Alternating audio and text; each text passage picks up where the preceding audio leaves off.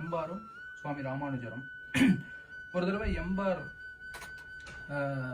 அவருடைய ஆச்சாரியரான பெரிய திருமலை நம்பிகளுக்கு படுக்க சமைச்சு வச்சிருக்கார். அந்த சமயத்துல ராமானுஜர் எம்பார் என்னவோ பண்ணிட்டு இருக்காரு அப்படின்னு அவர் பார்த்துட்டு இருக்கார். அப்போ எம்பார் அந்த படுக்கைய தடவி தடவி பார்க்கிறார். அதுக்கப்புறமா அதுலயே தானும் உருண்டு பிறண்டு பார்க்கிறார். இதே போலனா எப்படி விதுராழ்வான் தானே கண்ணனுக்கோசரம் ஆசனம் இட்டுட்டு எங்க அதுல நமக்கு தெரியாம ஏதாவது இத்தனை நாள் இந்த துரியோதனனுடைய உப்பை தின்னு வளர்ந்துருக்கும், அதனால அவன் எப்படி பொய்யாசனம் இட்டானோ அது போல நம்ம எங்கேயாவது பண்ணிட போறோமோன்றதுனால எங்க அதுல முள்ளு ஏதாவது ஆணிகினி ஏதாவது இருந்து குத்திட போறதோ அப்படின்றதுக்கோசரம் எப்படி விதுராழ்வான் பதறி போய் அதை தடவி தடவி பார்த்தாரோ அதே போல எம்பார் தானே தான் படுக்க சமைச்சிருக்கார். இருந்தாலும் அந்த படக்கைய அவர் தடவி தடவி பார்க்கறாராம்.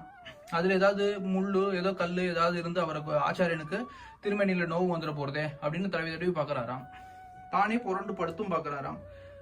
அப்ப ராமானுஜர் கேட்கிறார், இது மாதிரி ஆச்சாரியனுக்கு விரிச்ச படுக்கையில இது மாதிரி நீர் விழுந்து படுத்து பாக்குறீரே, இது அபராதம் ஆயிடாதா, இதனால தோஷம் ஏற்படாதா, பாபம் வந்துடாதா அப்படின்னு கேட்கும் பொழுது, எனக்கு எந்த பாவம் வந்தாலும் பரவாயில்ல, எங்க ஆச்சாரியனுடைய திருமேனியில ஒரு நோவு வந்துடக்கூடாது அப்படின்றதுனால அதை படுத்து பார்த்தேன் அப்படின்னு அவர் சொல்றதுனால ஒரு சிஷ்யனுக்கு ஆச்சாரியனுடைய திருமேனியில எப்படி நோக்கு இருக்கணும் அப்படின்றது இந்த சரித்திரத்துல அவர் எம்பார் வெளிப்படுத்துறார்.